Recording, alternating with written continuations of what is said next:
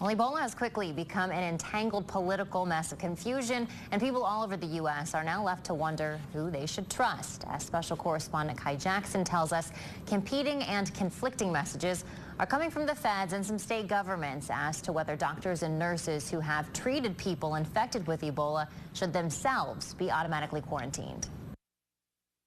The optics of Ebola now calls into question trust between some states and the Centers for Disease Control and Prevention. I think it's based on politics. The CDC does not recommend an automatic 21-day quarantine for doctors and nurses just because they were in Africa treating people infected with Ebola.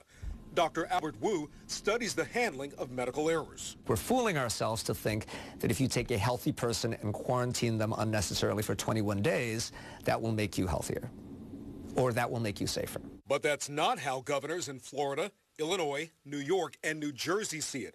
They support putting in place restricted guidelines for travel whether or not a person shows signs of being infected. We need to protect the public safety of the folks in the most densely populated area in the country, and that's what we're going to do. And New Jersey did that, forcing nurse Casey Hickox into quarantine late last week following her return from Sierra Leone. I think this is an extreme that is really unacceptable, and I feel like my basic human rights have been violated. On Monday, New Jersey changed its policy and will now permit Hickox to leave the hospital and return to her home state of Maine. New York has also backpedaled, no longer planning to enforce mandatory hospital stays, instead forcing people to self-quarantine at home.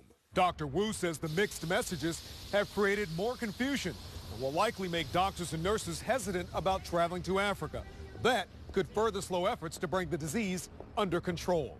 I'm Kai Jackson reporting.